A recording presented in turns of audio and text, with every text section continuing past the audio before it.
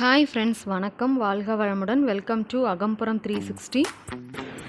இன்றைக்கி நம்மளோட வீடியோவில் நம்ம சென்னையில் ரீசெண்டாக ஓப்பன் பண்ண போலீஸ் மியூசியம் தான் இன்றைக்கி நம்ம வீடியோவில் பார்க்க போகிறோம். வீடியோக்குள்ளே போகிறதுக்கு முன்னாடி நம்ம சேனல் நீங்கள் இப்போ தான் ஃபர்ஸ்ட் டைம் பார்க்குறீங்கன்னா மறக்காமல் சப்ஸ்கிரைப் பண்ணிக்கோங்க. கூடவே அந்த பெல் ஐக்கானையும் ப்ரெஸ் பண்ணிக்கோங்க. இது வரைக்கும் நம்மளோட சேனல் சப்ஸ்கிரைப் பண்ணியிருக்கிற உங்கள் எல்லாருக்குமே ரொம்ப ரொம்ப நன்றிகள். வாங்க இப்போ வீடியோக்குள்ளே போகலாம். இந்த பிளேஸ் வந்து பார்த்திங்கன்னா சென்னையில் எக்மோரில் இருக்குது. அதாவது பழைய காவல்துறை ஆணையர் அலுவலகமில் தான் இந்த போலீஸ் மியூசியம் வந்து இப்போ அமைஞ்சிருக்கு.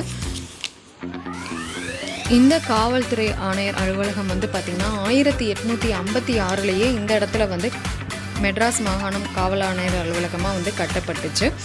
அப்போ இருந்து இந்த பில்டிங் வந்து இப்போ ரீசெண்டாக வந்து ரெனோவேட் பண்ணி மியூசியமாக ஓப்பன் பண்ணியிருக்காங்க.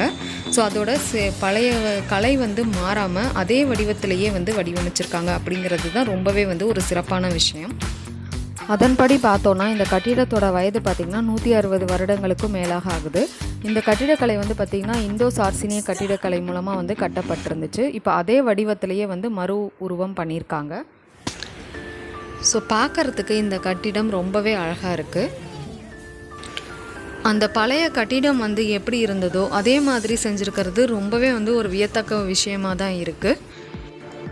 இதோட பழைய கட்டிடத்துடைய நிறைய பகுதிகள் வந்து ரொம்பவே சேதமடைஞ்சிருந்தது. அது எல்லாமே வந்து ரொம்ப அருமையாக வந்து சரி பண்ணியிருக்காங்க. இந்த மியூசியம் வந்து பார்த்திங்கன்னா அக்டோபர் 1 தான் வந்து திறக்கப்பட்டுச்சு. தமிழ்நாடு முதலமைச்சர் அவர்களால் தான் வந்து திறந்து வைக்கப்பட்டது. இதோட கட்டணம் வந்து பார்த்திங்கன்னா அடல்ட்ஸ்க்கு வந்து 10 ரூபீஸும் கிட்ஸுக்கு வந்து 5 ரூபீஸும் வந்து சார்ஜ் பண்ணுறாங்க. இந்த குண்டு வந்து பார்த்திங்கன்னா அந்த காலத்தில் சிறை கைதிகளை பிடிச்சி இழுத்துட்டு வருவாங்க இல்லையா, நம்ம படங்களில் பார்த்துருப்போம். அந்த குண்டு தான் இது. வேலூர்லேருந்து எடுத்துகிட்டு வந்து இங்கே வச்சுருக்காங்க. இந்த கார் வந்து பார்த்திங்கன்னா ரொம்பவே ஒரு ஸ்பெஷல் அப்படின்னு தான் சொல்லணும். ஏன் அப்படின்னா காமராஜர் காலத்தில் வந்து ஒரு காவல்துறையில் ஒரு மிகப்பெரிய மாற்றத்தை கொண்டு வந்த டிஜிபி அருள் அப்படிங்கிறவருடைய கார், அவர் பயன்படுத்தின கார் தான் இது. காவல்துறையில் வந்து இவர் டிஜிபியாக இருந்த பொழுது நிறைய மாற்றங்களை வந்து கொண்டு வந்ததாகவும் சொல்லிட்டு சொன்னாங்க. மக்கள்கிட்ட வந்து காவல்துறை பற்றின விழிப்புணர்வும் அதிகமாக ஏற்படுத்தினதற்கு ஒரு முக்கிய பங்கு வகித்தவர் அப்படின்னும் சொன்னாங்க.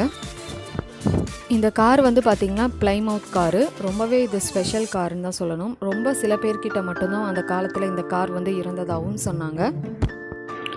ஸோ இன்னும் வந்து உள்ள நிறைய சிறப்பான விஷயங்கள் இருக்குது. நம்ம இப்போ உள்ளே போய் பார்க்கலாம். ஸோ மியூசியமோட என்ட்ரன்ஸ்லேயே வந்து இந்த போலீஸ் மியூசியமோட வரைபடம் இருக்குது. அதாவது கிரவுண்ட் ஃப்ளோரில் என்ன இருக்குது, ஃபஸ்ட் ஃப்ளோரில் என்ன இருக்குது அப்படிங்கிற டீட்டெயில்ஸ் கொடுத்துருக்காங்க.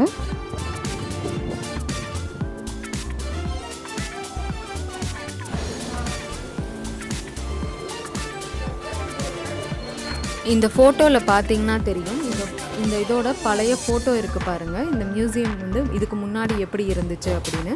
ஸோ இப்போ பார்க்குறதுக்கும் அதுக்கும் வந்து ஒன்றும் டிஃப்ரென்ஸ் வந்து இருக்காது. அதே மாதிரியே வந்து வடிவமைச்சிருக்காங்க. ஸோ அந்த காலங்களில் காவல்துறை பயன்படுத்தின வாகனங்கள், அதாவது சைக்கிள் எந்த மாதிரி இருந்துச்சு, கார் எந்த மாதிரி இருந்துச்சு, அந்த மாதிரியான விஷயங்கள் எல்லாமே இங்கே வந்து வச்சுருக்காங்க. பார்க்குறதுக்கே ரொம்ப நல்லா இருந்துச்சு.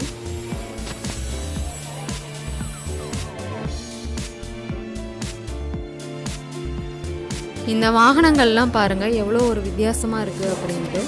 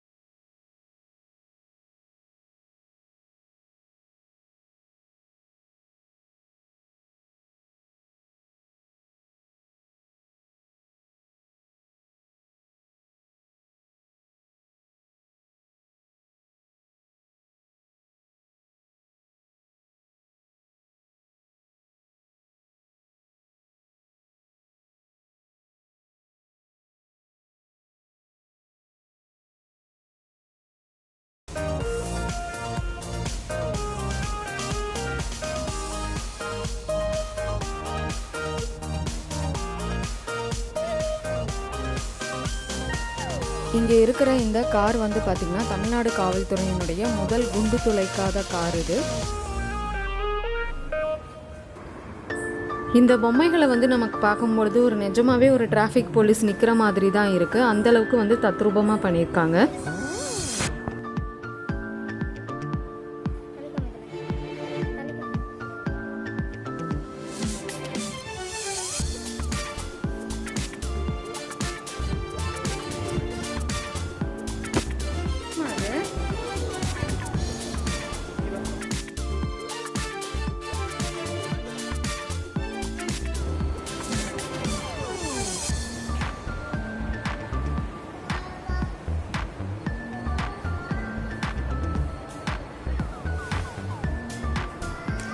ஸோ இந்த ஃப்ளோரில் வந்து பார்த்திங்கன்னா காவல்துறையினுடைய பரிணாம வளர்ச்சினை பற்றின விளக்கங்கள் எல்லாமே வந்து இருக்குது.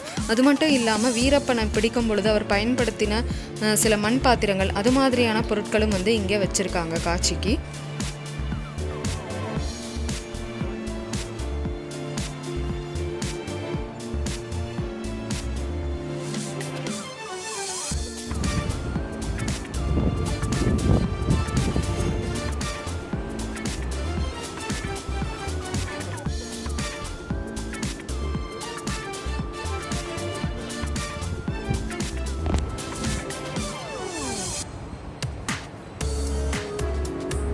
இந்த பொருட்கள் வந்து பாருங்கள், இதெல்லாம் வந்து டாக்குமெண்ட் காப்பி பண்ணுறது, அந்த காலத்தில் எந்த மாதிரி உபயோகப்படுத்தியிருக்காங்க அப்படிங்கிறது நமக்கு தெரியுது.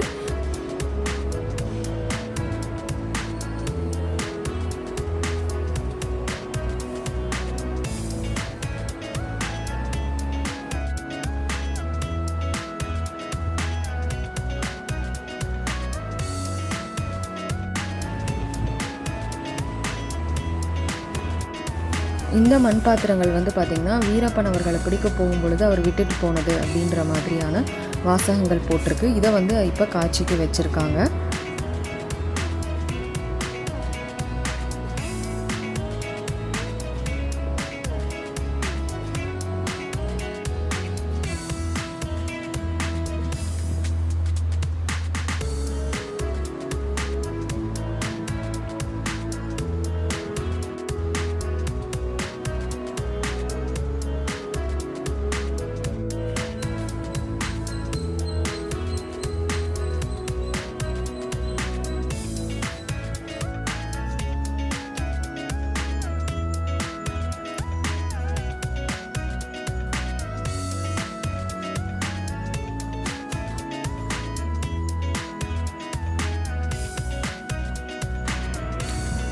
ஸோ அடுத்து இந்த இடத்துல வந்து பார்த்திங்கன்னா நம்ம ஜெயிலுக்குள்ளே இருந்தால் எப்படி இருக்கும் அப்படிங்கிற மாதிரியான ஒரு இதை வந்து நமக்கு ரெடி பண்ணியிருக்காங்க. இது ரொம்பவே இன்ட்ரெஸ்டிங்காக இருந்துச்சு. நம்ம இதுக்குள்ளே போய் நின்று நம்ம வந்து ஃபோட்டோ ஷூட்ஸ் வந்து எடுத்துக்கலாம் அப்படின்னு சொன்னாங்க. இது வந்து ரொம்ப நல்லா இருந்துச்சு. ஸோ உள்ளே போய் நின்று எல்லோரும் ஜெயிலுக்குள்ளே இருக்கிற மாதிரியான ஃபோட்டோஸ் வந்து எடுத்துக்கிட்டாங்க. இதோட பூட்டு பாருங்கள் எவ்வளோ பெருசாக இருக்குது. அதே மாதிரி வால்குள்ளேயே வந்து லாக் போட்டு ரெடி பண்ணியிருக்காங்க.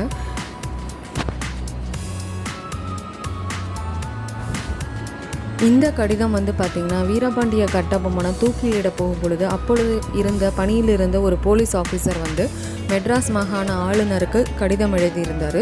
ஸோ அந்த கடிதம் தான் இது. கிட்டத்தட்ட 200 வருடங்களாக இந்த கடிதங்களை வந்து பாதுகாத்துட்டு வராங்க. இது ரொம்பவே வந்து ஒரு சூப்பரான விஷயந்தான்.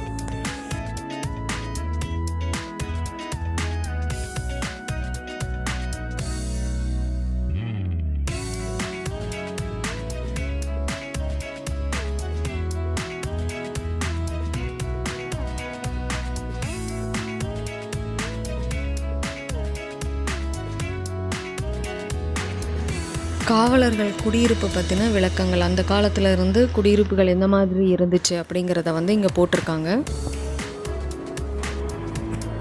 இங்கே வந்து ஐபிஎஸ் ஆஃபீஸர்ஸோட ஃபோட்டோஸ் எல்லாமே அப்பையிலேருந்து இப்போ வரைக்கும் யார் யார் இருந்தாங்க அப்படின்னு போட்டிருக்காங்க. அதுக்கப்புறமா இந்த ஃப்ளோரில் ஃபுல்லாகவே வந்து பார்த்திங்கன்னா வெடிமருந்து தயாரிப்புகள், பாம் ஸ்குவாடை பற்றின டீட்டெயில்ஸ் எல்லாமே இங்கே வந்து கொடுத்துருக்காங்க. அதாவது கன்னி வெடி, என்னென்ன மருந்துகள் வந்து உபயோகப்படுத்துகிறாங்க, அதை பற்றின விளக்கங்கள் எல்லாமே இங்கே இருக்குது.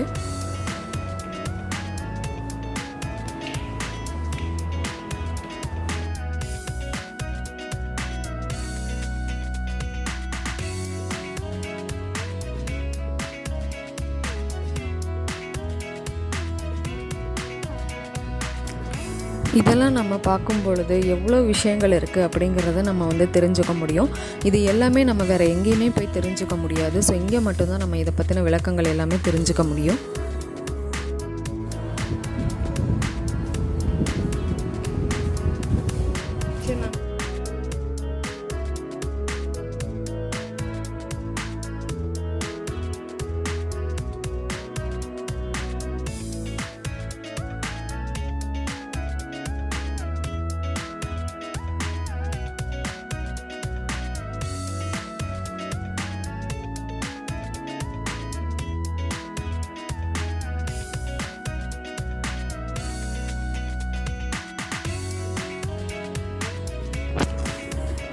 ஸோ இந்த சைடு வந்து பார்த்திங்கன்னா சிலை தடுப்பு பிரிவு பற்றின விளக்கங்கள் எல்லாமே வந்து கொடுத்துருக்காங்க. சிலைகள் மீட்டது, அதனுடைய வரலாறு, இது எல்லாமே வந்து இந்த இதில் போட்டிருக்காங்க. இது எல்லாமே வந்து ரொம்ப நல்லா இருந்துச்சு பார்க்குறதுக்கு. ரொம்ப விஷயங்களை வந்து தெரிஞ்சுக்க முடிஞ்சது.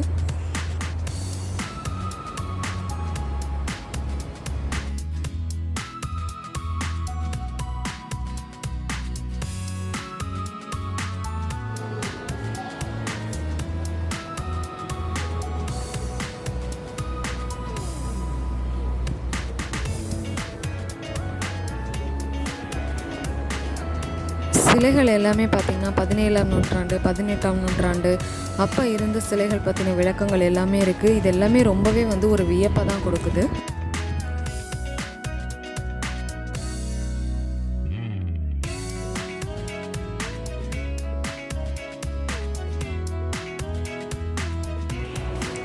ஸோ இது வந்து பார்த்திங்கன்னா கல்மரம் கிட்டத்தட்ட 20 மில்லியன் ஆண்டுகளுக்கு முன்னாடியிலேருந்து இருக்குது. அதாவது ஒரு மரம் வந்து கல்லாக மாறி இருக்குது. ஸோ அந்தளவுக்கு பழமை வாய்ந்தது. நம்ம ரீசெண்டாக வண்டலூர் ஜூ போயிருக்கும் பொழுது அங்கே கூட இந்த கல்மரம் வந்து வச்சுருந்தாங்க. இது வந்து இப்போ நிறைய இடங்களில் வந்து பார்க்க முடியுது. சிற்பங்கள்லாம் பாருங்களேன், ஒன்றொன்றும் எவ்வளோ ஒரு நுணுக்கமாக இருக்குது அப்படிங்கிறது. அதுக்கப்புறமா காவல்துறையில் அந்த காலத்திலேருந்து பயன்படுத்தின இசைக்கருவிகள் எல்லாமே வந்து வச்சுருக்காங்க.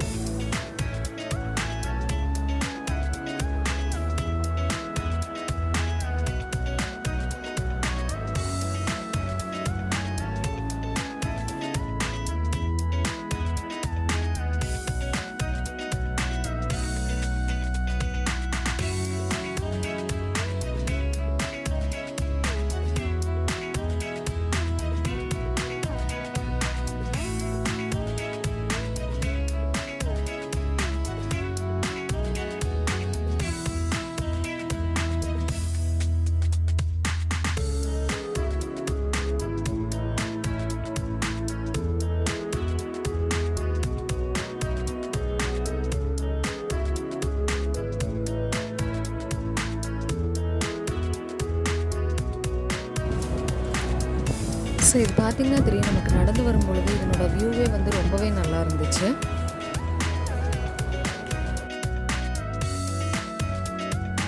சோழர் காலத்து விஷ்ணு சிலை இது ரொம்ப நல்லா இருந்தது பார்க்குறதுக்கு. அடுத்தடுத்து பார்த்திங்கன்னா நிறையவே வந்து இன்ட்ரெஸ்டிங்கான விஷயங்கள் இருக்குது. ஸோ வீடியோவை முழுமையாக பாருங்கள்.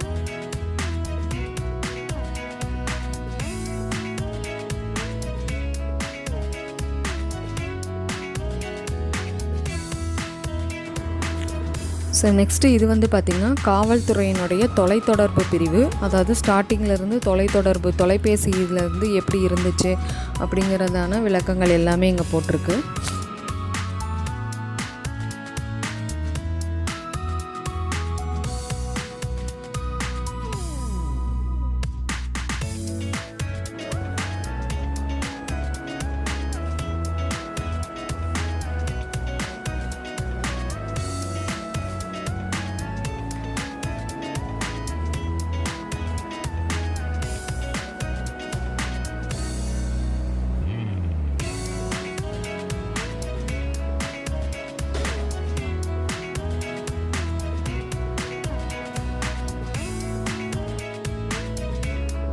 ஸோ அடுத்து நம்ம வந்து பார்க்க போகிறது ரொம்பவே முக்கியமானது, சென்னை காவல்துறை ஆணையர் அலுவலகம். அதாவது முக்கியமாக வந்து காவல் ஆணையர் இருந்த அறை தான் நம்ம இப்போ வந்து பார்க்க போகிறோம். இது வந்து ரொம்பவே வந்து ஒரு சிறப்பான விஷயம். ஏன்னா நிறைய அதிகாரிகள் வந்து இங்கே இருந்திருக்காங்க. ஸோ இது வந்து ரொம்பவே ஒரு சிறப்பான இடம் அப்படின்னு தான் சொல்லணும். ஸோ அதை வந்து நம்ம இப்போ உள்ளே போய் அவங்க பயன்படுத்தின அறை எப்படி இருந்துச்சு அப்படிங்கிறத பார்க்கலாம். ஆங்கிலேயர் காலத்திலிருந்து முதல் காவல் ஆணையராக பணியாற்றினவருடைய துப்பாக்கி வந்து இங்கே காட்சிக்கு வச்சுருக்காங்க பாருங்கள்.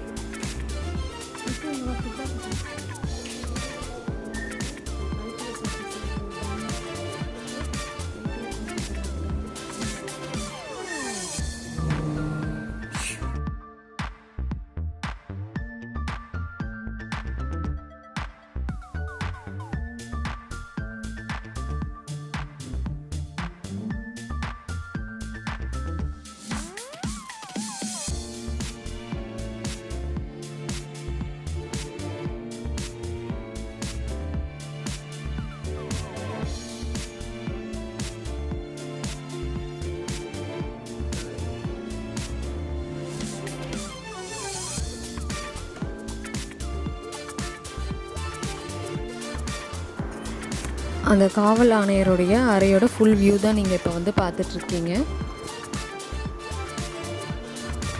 அவர்கள் பயன்படுத்தின பொருட்கள் எல்லாமே இங்கே வந்து அப்படியே வச்சுருக்காங்க. அதாவது பழைய ரேடியோ, பழைய டைப்ரைட்டர் எல்லாமே வந்து அப்படியே இருக்குது. எல்லாமே ரொம்ப வந்து பாதுகாப்பாக வந்து வச்சுருந்துருக்காங்க அப்படிங்கிறதே ரொம்ப ஒரு பெரிய விஷயம். இந்த அறையில் நம்ம நடக்கும் பொழுதே நமக்கே வந்து ஒரு கம்பீரமாக தான் இருக்குது அப்படின்னு தான் சொல்லணும்.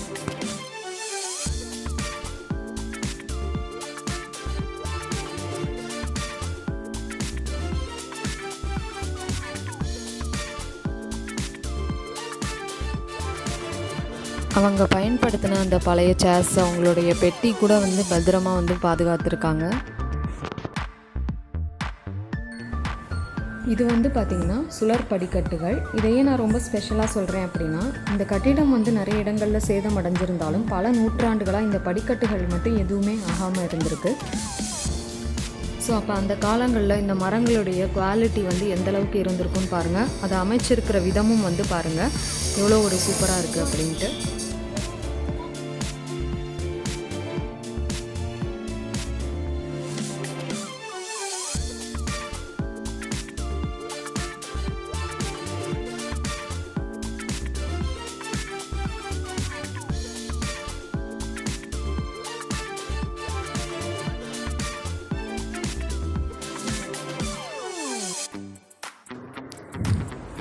ஸோ அடுத்து வந்து பார்த்திங்கன்னா இந்த ஃப்ளோர்ஸில் வந்து அந்த காலங்களில் பயன்படுத்தின வாள்கள், துப்பாக்கிகள், அதனுடைய வகைகள் எல்லாமே வந்து இந்த ஃப்ளோரில் வந்து கொடுத்துருக்காங்க.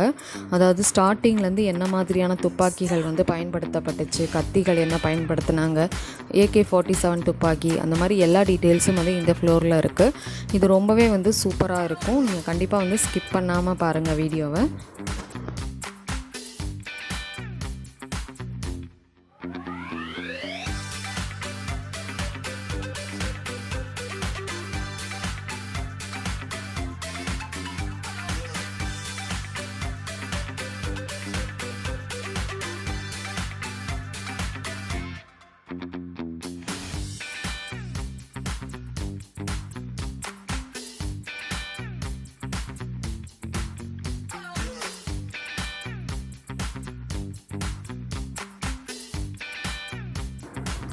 துப்பாக்கியிலே வந்து இவ்வளோ வகைகள் இருக்குது அப்படிங்கிறதெல்லாம் வந்து இங்கே மட்டும்தான் நம்ம வந்து தெரிஞ்சுக்க முடியும்.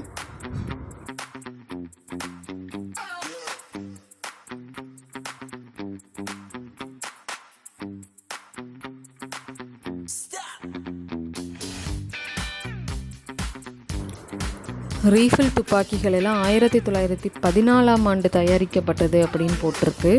எவ்வளோ ஒரு பாதுகாப்பாக வச்சுருக்காங்க பாருங்கள்.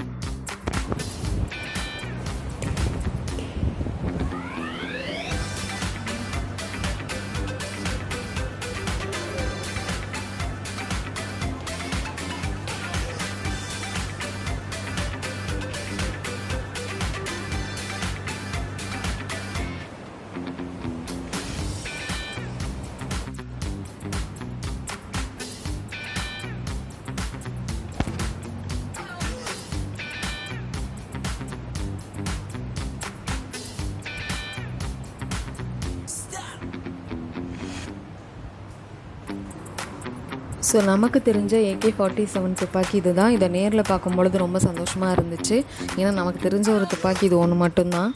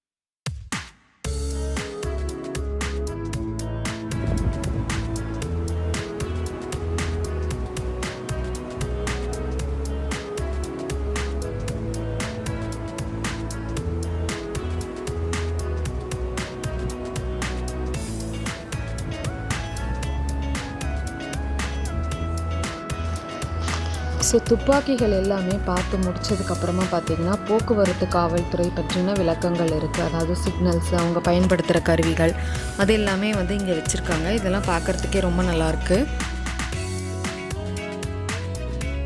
ஒவ்வொரு துறையிலையுமே நம்ம தெரிஞ்சுக்க வேண்டிய விஷயங்கள் வந்து நிறையவே இருக்குது.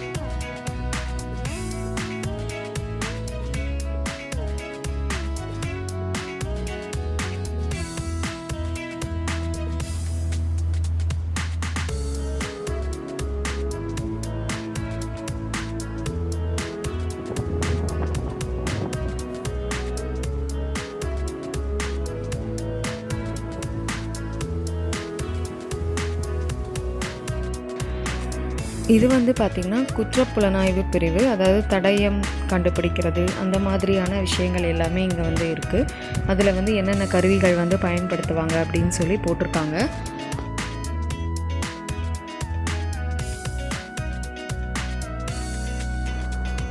ஸோ அது ஃபிங்கர் பிரிண்ட்ஸு, அதை பற்றின டீட்டெயில்ஸ் எல்லாமே வந்து போட்டிருக்காங்க. அதை வச்சு எந்த மாதிரி கண்டுபிடிப்பாங்க, அதை பற்றின விளக்கங்கள் எல்லாமே வந்து இங்கே கொடுத்துருக்காங்க. ஸோ இந்த ஃப்ளோரில் வந்து பார்த்திங்கன்னா அந்த தடயவியல் துறை பற்றின எல்லா விளக்கங்களும் இருக்குது. அவர்கள் பயன்படுத்துகிற கேமரா, புகைப்பட கருவிகள், அதுவும் வந்து இந்த ஃப்ளோர்லேயே வந்து இருக்குது.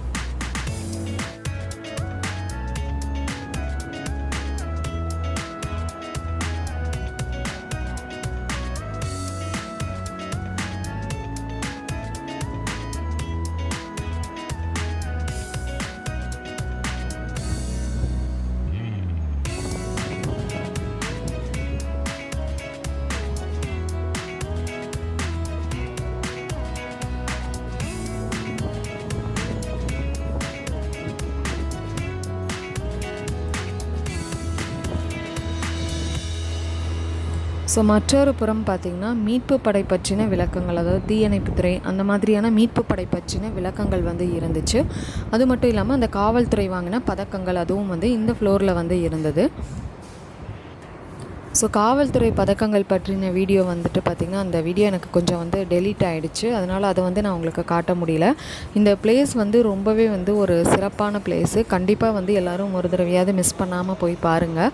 இந்த வீடியோ வந்துட்டு உங்களுக்கு பிடிச்சிருக்கும்னு நினைக்கிறேன். வீடியோ பிடிச்சிருந்ததுன்னா லைக் பண்ணுங்கள், நிறைய பேருக்கு ஷேர் பண்ணுங்கள். மறக்காமல் நம்மளோட சேனலை சப்ஸ்கிரைப் பண்ணிக்கோங்க. தேங்க்யூ.